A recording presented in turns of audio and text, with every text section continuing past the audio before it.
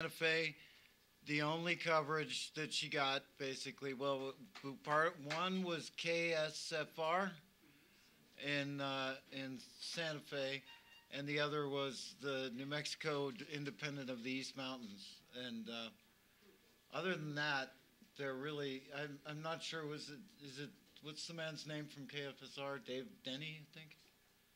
And who had her on a show, and Leota Harriman from the Independent put her on the front cover. But other than that, basically nothing, except Channel 4 came the day that she left and misreported the story that she was walking to cut government spending instead of walking to get the money out of politics.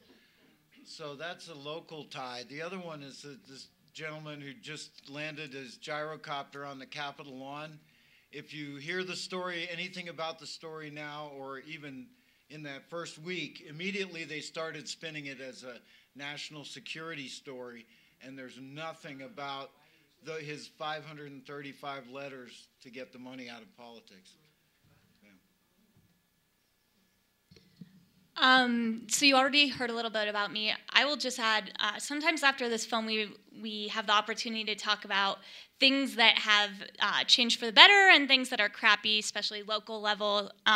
One thing I want to say is when we started showing this film a year and a half ago, we were set to fail for net neutrality. Net neutrality was going to go down in flames. And so I just want to take a minute to lift up that when we take great action as a community, scoping over all different organizations, how many people in this room did something for net neutrality? And probably from every single organization represented up here, you heard about it. And so now I think we're starting to really turn our attention to TPP and shutting it down, making sure that the information is disclosed to us. And so those are like two concrete battles that I think are in the pipeline. We recently won, at least for temporarily, shutting down the Comcast-Time Warner merger. And I would say that's largely because of all of our advocacy. So I always like to highlight the upside of what we can do when we join together. Absolutely. I agree. Hi, I'm Vicki Harrison with Common Cause New Mexico, and I know lots of you folks here. It's so great for everybody to come out. We do a lot of work on net neutrality. In fact, when you saw the FCC hearings up there when they were not listening to people, there was a guy sitting next to the chair, and his name is Michael Copps. He later became chair, and he now runs our Media and Democracy program at Common Cause. He can tell some stories about the shenanigans from the FCC like you would not believe. He was doing an uphill battle the whole time he was there. And now we see it. I mean, I don't know if folks saw, and again, after seeing that movie, and then you see something shocking in the New York Times, which is what I read yesterday. If anybody saw the story about Ann Ravel, our FEC chair, Federal Elections Commission chair, who basically came from California, worked on their ethics commission, thought she was going to D.C., thought there was a chance, and she just basically threw her hands up and said, there's no way we're going to be able to enforce the rules or regulate money in politics for the next few years.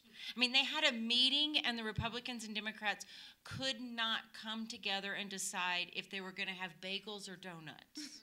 I'm not lying, okay? And so when you see something like that in one of these sham newspapers, makes you wonder what really is going on.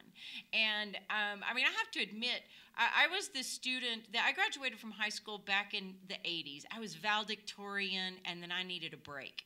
But I had started my own newspaper in high school because we had the mimeographed sheets. And I was like, wait a minute, we got to have a real newspaper. And this is back in the day, if there's any news people here, when you rolled out the big pieces of stuff and then you took them 200 miles to the printing press and had it printed. And so I loved journalism. I also worked for the 2 local newspapers throughout high school. And when I took a break, became a bartender, had a good time, then I went back to school when I came to New Mexico. I decided, all right, I'm ready to go to school. And so I was going to get a degree in journalism. And this was in the late 90s. And I quit.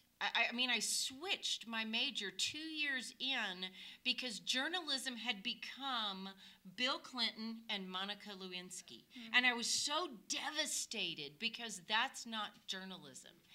And so I think that, you know, as Debra just said, that we have some great wins that are out there. And the net neutrality is something that we have to keep the pressure on. I mean, we had so many comments that we broke the FCC website, for God's sakes, okay? I mean, they had to extend comments for an extra day because we all broke it. And, I mean, the way I describe it is they're basically trying to put in a slow lane and a fast lane for the internet. This is exactly what they want to do. And when you get all of your information from the internet, and nonprofits will suddenly have the shittier websites, the slower, where you don't come to me as fast, where when you do your little search engines, you're not going to have me. You're going to have the people who can pay more to be up there, which we already have. It's just on steroids. So I think that, you know, and I'm glad you mentioned TPP. I'm hoping it's under wraps, but I'm hoping Common Cause nationally next week is going to be able to make a statement about TPP and Fast Track and ISDS, which I think is going to be really critical for us joining together and getting the truth out. I mean, this is what it's all about. And I'm telling you guys, we can be as partisan as we want to sometimes, but this is not a Republican versus Democrat issue. I mean, we saw Clinton and Bush making assholes of themselves, all right? And I'm telling you, that happens in New Mexico day in and day out. So if you blindly follow one party, you are making the biggest mistake. I mean, I'm being screwed over right now by a high-ranking Democrat, one of your favorites. I can guarantee everybody in the room probably voted for him. Who's pissed off at me because of something I said to the media. That was the most innocuous statement ever. And 2 hours later, my staff gets a call from his staff saying a meeting has been canceled. So I'm just telling you, it's unbelievable. I thought it was a well-done film. I was disappointed in that they mentioned the video, Collateral Murder, and of course they had Assange in the film, but they never mentioned Private Manning, Chelsea Manning, that was responsible for releasing that film along with a lot of other secrets that our government didn't want us to see or hear. And what happened to Private Manning has served as a damper on whistleblowing. So I thought that that should have been mentioned in the film. And Lemoine mentioned our local media. I didn't think the film mentioned enough the shortcomings of our local media. It isn't just the big what do they call them? Networks, the big networks, but local media also is reluctant to really cover the news. So those were what I thought were shortcomings. I just have one really short statement.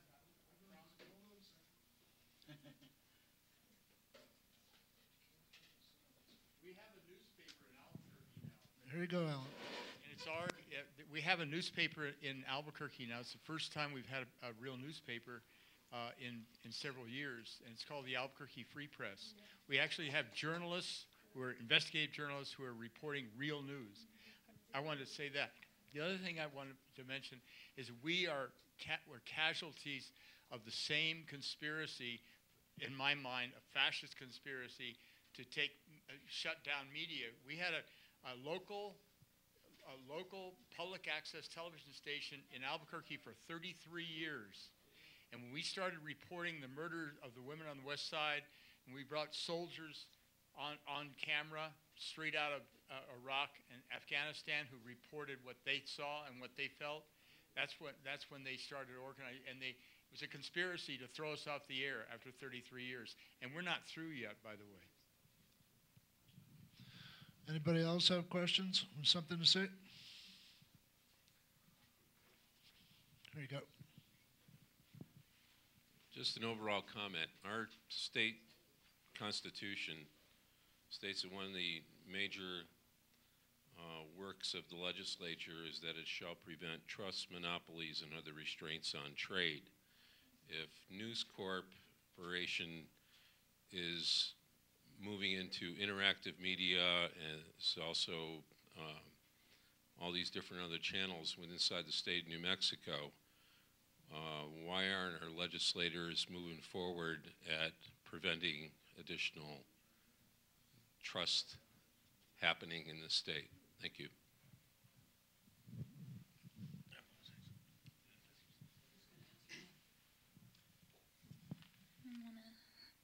Well, I can tell you what you're going to hear if you talk to our state legislators. That's a federal issue, and there's not really much we can do about it.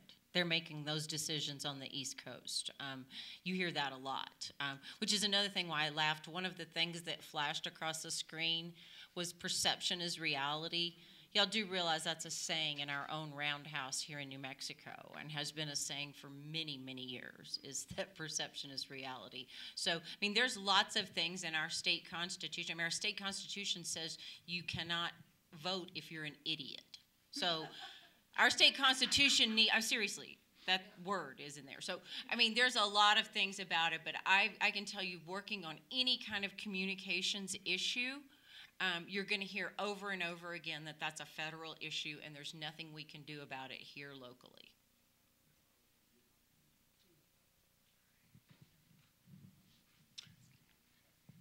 I'll bring this over to you in a second. The thing that bothers me is there should be 10,000, 25,000 people here tonight or somewhere watching this show, that movie. It was fabulous. One quick thing, I was married to a TWA flight attendant for 28 years. We could have been just as easily on that plane and we lost personal friends. I can recall watching that streak go up to the plane. I saw it one time. It was never, ever, ever, ever shown again.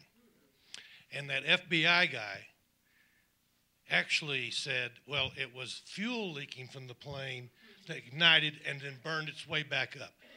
And anyway, that's one thing.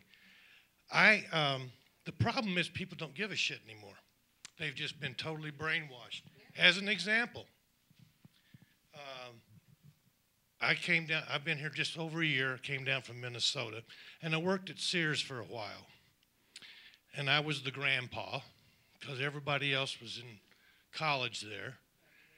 And so, I was there for 6 years, so I was Facebook friends with a lot of them, this, that, and the other. I got a Facebook message today, somebody wanting to friend me. And I had no idea who this was, but she said she was a friend of so-and-so who I knew. So I thought, well, this is interesting. Find out. So I clicked on it. And she had her name, and then she said, there's a place to put politics. And she says, I don't give a shit. So I'm going to write her back and say, here are the reasons that you should give a shit. So I'm amazed that there's not 1 million people around the Capitol, the Supreme Court building, the New York,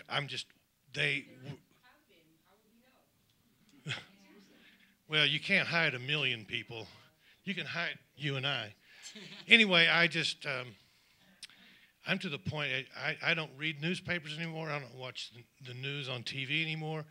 I go through the internet and try to find alternative news sources.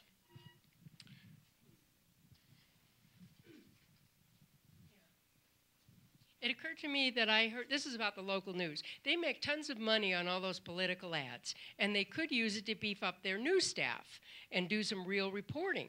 And it's not news, and it's not local, and I heard that in Denver they got sued for that very thing, and I just thought, I haven't heard what happened. Does anybody know? Because their news sounded a lot like here, and every place else. That they give you national news, they give you fluff, they give you murders and car crashes.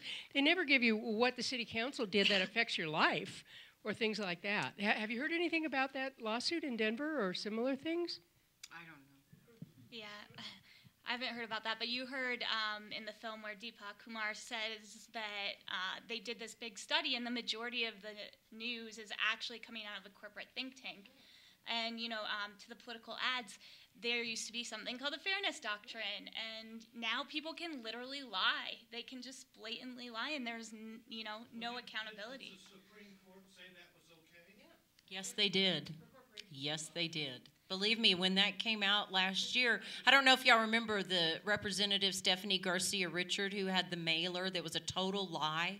I mean, it said she voted this way when she voted the other way. This just happened in northern New Mexico last year. And so, of course, I call up my crusty old attorney, Jim Harrington, and I'm like, whoa, wait a minute. But that's a lie. And he's like, yeah, well, and then he starts citing the Supreme Court cases that says, and he, of course, he played the devil's advocate. And he's like, well, do we really want the government telling us what's the truth? Who's going to decide what's a lie? And so I understand both sides of it. So but it was very interesting because I was shocked even just 6 months ago that somebody could just send out a mailer to everybody in town with a big fat lie on it, and there's no repercussions unless she sues.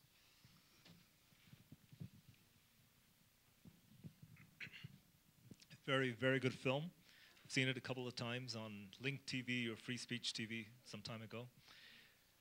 I wonder if, I think there's a, just like the media helps corporations and business interests, they also help police departments in a similar way, twisting things and favoring them in the way they report.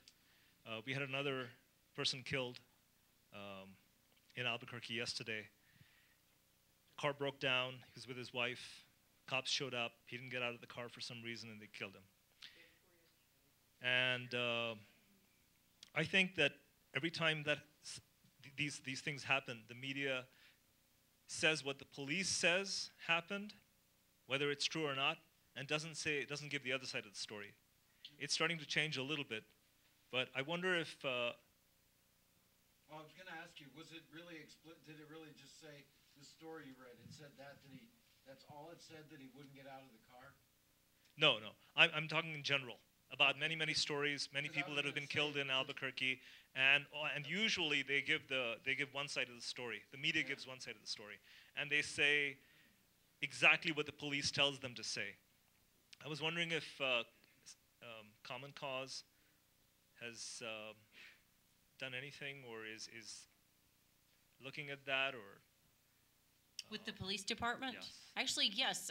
The ACLU has created the APD Forward Coalition, where they're working with a lot of different organizations trying to, it's particularly around the secrecy and the disclosure. And early last year, Common Cause joined that coalition, and I have board members that go to it. We've been reviewing all the stuff that's come out of it.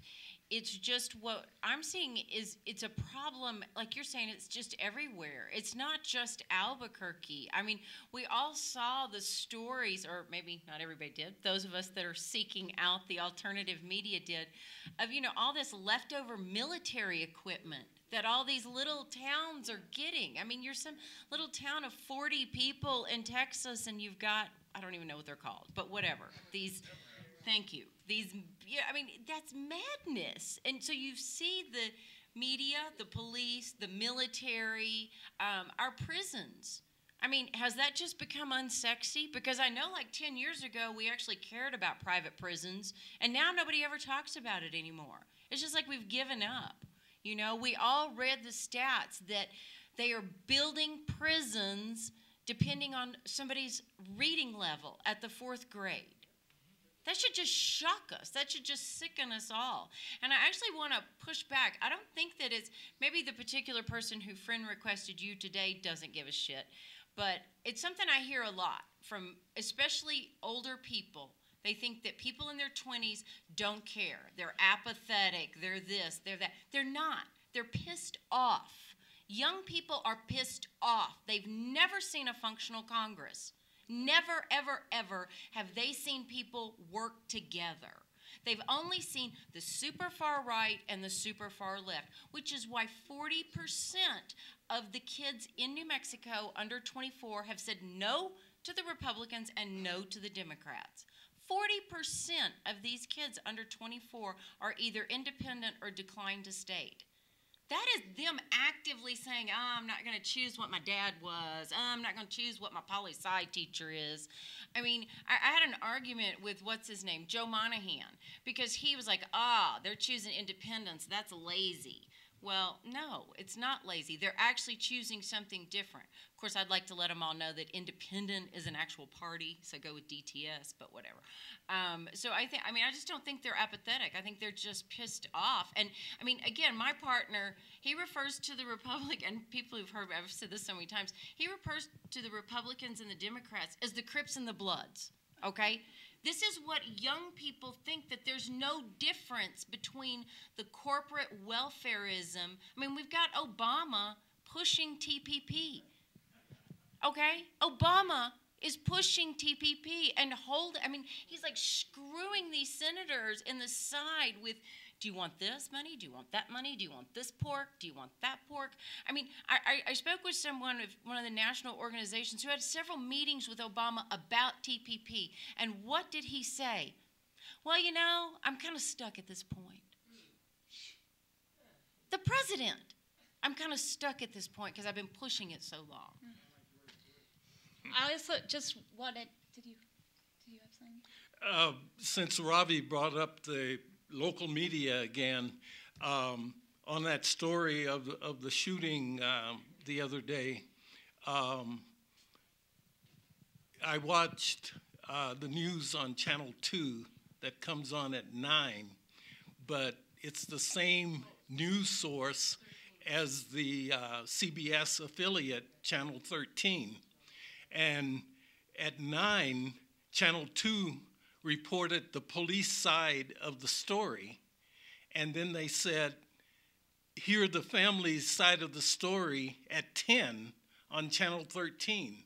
So instead of giving the whole story, it was like telling the police side, and you've got to stay up another hour to tune in a different station to hear the other side of the story.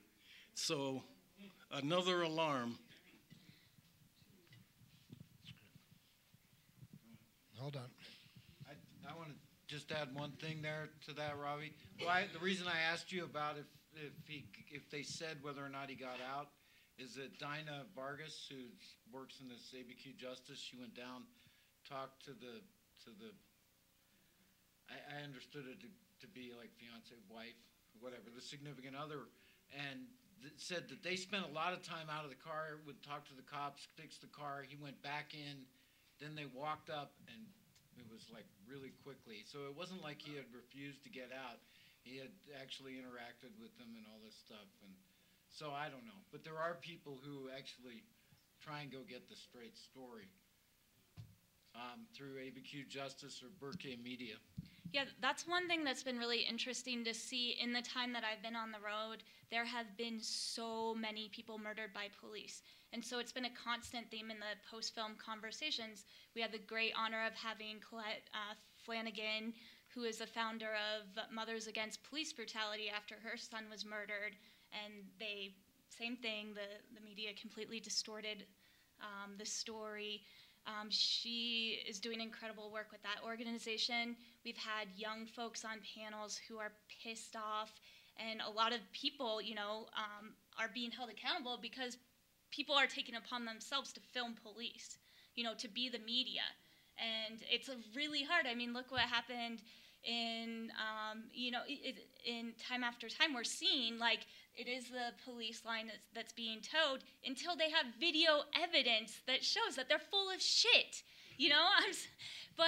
And so, being vigilant as community members and filming stuff, when you see something, say something, we can help with that. But it's devastating to hear this in city after city that we go to, but to hear stories about people getting justice and and reclaiming the narrative is out there too. Hi. Well, first of all, in terms of the film, yeah, okay. First of all, in terms of the film, I mean, there are so many incidents that you have to pick and choose in order to have a focal point and make the point in a consistent manner that gives the punch. So, you know, I mean, there's some things that inevitably have to get left out because we're not here for a 10-hour film. So, you know, I appreciate how that was put together and built. And in fact, I want to get a copy. And I work in the public school. I work in the charter schools right now. I work as a substitute teacher, which means I've met thousands of kids, even though I have my master's in education, and thousands of teachers as well. It's sort of like being a secret gorilla in a certain way. A secret gorilla, Mary Poppins is what I call it. And I know in particular of two pretty radical social studies teachers, one of whom shows films regularly to their high school students, and then they discuss things like this. So there's an arena within which this can serve in the education world where there are still thinking people. However, I mean, my own personal experience is that on a daily basis, I just get overwhelmed by how much there is to follow and how much everything I'm being pulled in so many different directions by this cause and that cause, and contribute here and contribute there, and we're upset about this and we're upset about that. And underlying all of this, I mean, I didn't used to, I was pretty much an idealist once upon a time, and I'm starting to think more and more of what is the evil conspiracy underlying. I'm still not satisfied that September 11th was not a U.S. conspiracy. Yeah, so maybe, probably it was, but again, that's not something we talk about a whole lot anymore. Some people do. But the point is that I think that there's a lot of divide and conquer going on. And we can get caught in so many different issues, and yet there are so many things that, what can bring us together? What can bring us together so that all of these different upsets that we have, all of these different issues, all of these different concerns and complaints can start to really get focalized like a really hot fire. To make the difference, because they've got the money to buy out the situation. I mean, just even the very fact that this blankety-blank governor was able to get away with having the Secretary of Education not affirmed as a Secretary of Education, and yet she's run the education system and is systematically destroying it for these past 5, 6, 7 years. Is a red flag, and this happens to be my particular arena, because when the education system is destroyed, the point of the film is that an informed citizenry forms the basis of democracy, and the more and more that kids are turned off of education, the less we will have an informed citizenry growing up to function, because they don't even have the concept of what that's all about. And that's, so I'm looking for underlying ways that we can bring this together in a deeper way, rather than just letting off steam about particular things that bother us. Hear, hear. Well, there is an alternative. How many of you have really taken to the streets and pushed a doorbell and say, vote for this person? Show your hands. And it works. It works. And how does Jerry Ortiz-Pino and other really good Democrats get elected? They knock on doors. How many of you are going to knock on doors for Bernie Sanders? Well, I expect to see the same show of hands. That is an answer to, we all know the problems. We were, but that doesn't stop us from supporting Not all of somebody us who's were. saying what we want to hear. I voted for Hillary. Bernie Sanders has a record that we can go on.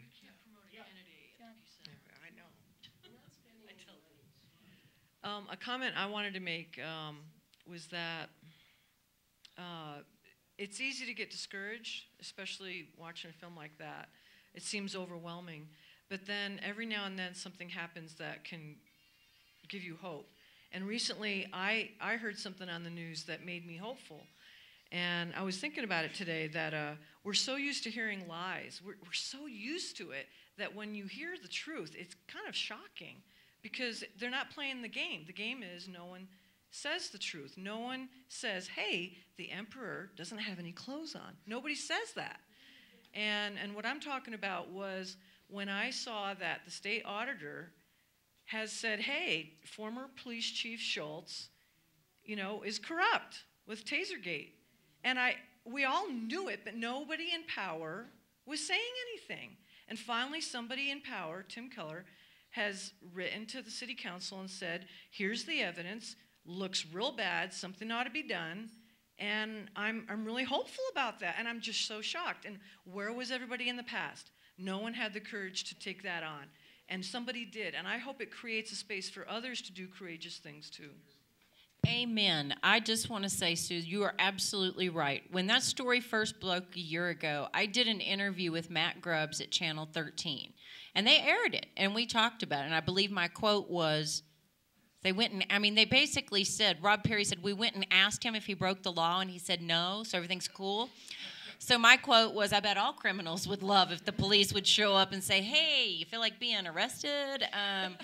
But it was clear from the evidence because, of course, the reporter sent me all of the emails that he had done the IPRA request for. And it was just unbelievable. And, yes, people filed things, and, yes, people made complaints, and nothing happened for a year. So it's really exciting to see Tim Keller, and I think we're going to hopefully see Hector step it up too. Okay, Dan. Oh, hold on. There's somebody who hasn't spoken. Okay, and I wanted to say one thing about it looking hopeless. Like it's pretty bad, with the way the whole system appears corrupted, bought off, and the media's in on it because they make so much money off of it and all this. So it starts to look hopeless. I think there's two things to look at. One is that, there are people like Common Cause who work on piecemeal reform, and that some of that is possible, but it all seems to be getting undone as fast, in the regulation phase. Whatever was in Dodd-Frank is cut by the time they get through the regulation. So I think one thing that people need to look at is what really is possible? What is complete? What can it look like to have it really work? Because without a positive vision, people won't get behind. If there isn't a real clear positive vision, you can't gather a movement around, nitpicking and trying to fix things that are clearly broken. That's one part of it. And the other part of it is if we can't stop it, to my mind, that's the way it looks, that the system's going to have to tear itself apart, crash, because it's not sustainable. And then we need to be prepared with what's going to go in the next place. So again, what is the system what should it look like? How can we prevent this from happening the next time? Those are two reasons to look at the big picture. My name is Eliza Schmid. I grew up as a small child in a fascist state. I come from Austria. So I experienced Nazi Germany. And we are living right now in the middle of a fascist state. And I don't want to keep you here for hours. I studied fascism, believe me. I could keep you here until midnight, tell you about the history of fascism and what happens to fascist states. And I think there's almost practically nothing we can do right now because we are already so deep in fascism. But there is something we can do. We can influence the very young generation, the really young ones, because they can still be influenced. And what I have already done, I have already been invited by teachers to speak to their very young students in the very first grades of elementary school and tell them about my own personal childhood experiences. And they were, believe me, I remember very, very much, even though I was preschool at that time. But I remember very much because my parents were well-known anti-fascists. And so there was a lot of conversation in my house that we children were not supposed to hear, but I did, because I acted as if I were asleep. And so I listened to all those conversations, and I remember each one of them. So I would say, if any of you here is a teacher, I am available. I would be happy to go to your schools and very informally tell them my own experience. And I remember when I did talk in those schools, and I told them about the concentration camps and about the gas chambers. And as a child, I knew about them. And there were children, these children were so, they were just overcome. And some of these little boys said to me, was there no way? Were there no holes in the walls? Was there no way you could get out of those gas chambers? Couldn't they crawl underneath the doors? And I said, no. They were built out of cement blocks with huge, heavy iron doors. There was just no way of getting out of a gas chamber. But I think these things are... these little boys who ask me, they will remember that forever, for the rest of their lives, and they will probably be the best weapon against fascism in the future when they grow up. They will not allow this to happen. Time is getting short. Let me make 2 quick points. Number one, this good film talked about the money owning the media. Well, that same money also buys the politicians. And so we have to support Move to Amend. We have to overturn that awful Citizens United and also the McCutcheon Supreme Court decisions, so that we can get the big money out of politics and possibly save democracy. The other thing I wanted to say is that I'm with Veterans for Peace, and one of our part of our mission is to educate people about the costs of war, not only in money, but in lives. And we're approaching many anniversaries having to do with the Vietnam conflict.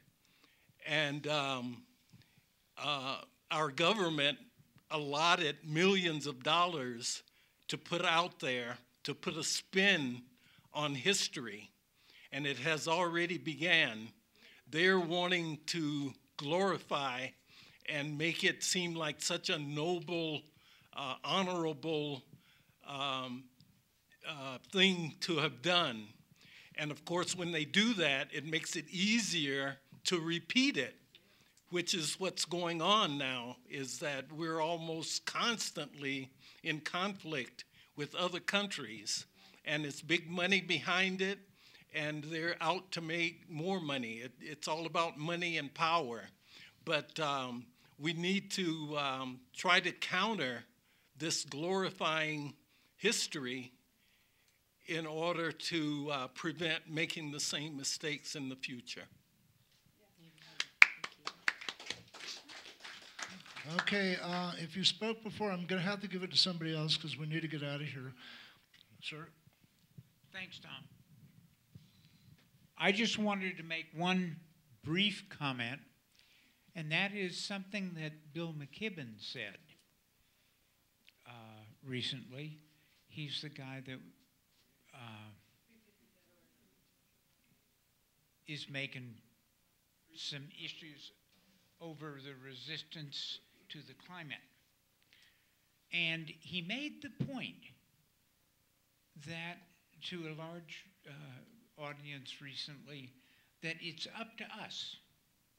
I hear so frequently remarks made about our young people.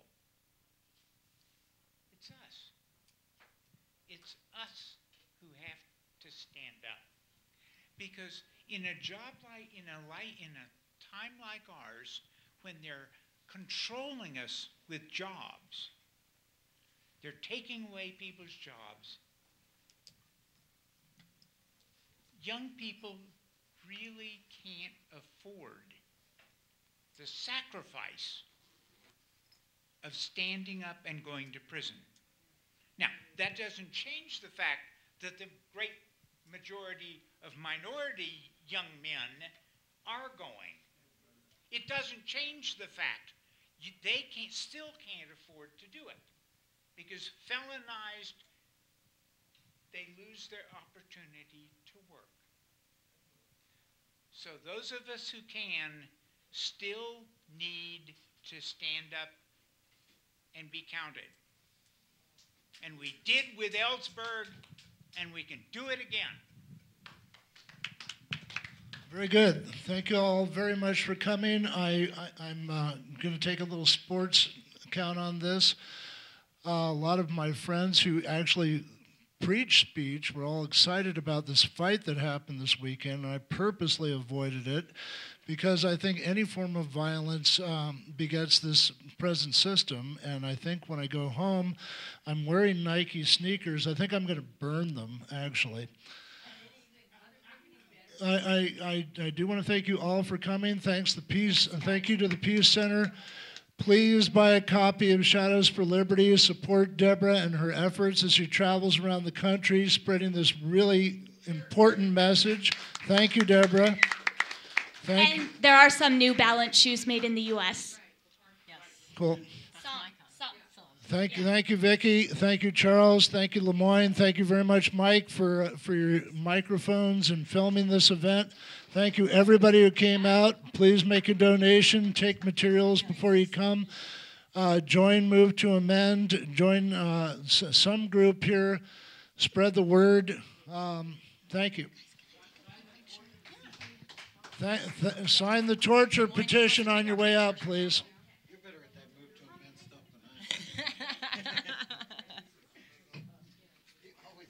That's so funny. You are correct. There is a change in the She's trying to get a photo real quick. And since you're here, I'm going to ask you if you'll take it. So we'll take one. I was like, I know she was just. And then I'll get. Are we all close enough? Yeah. We should move toward the center.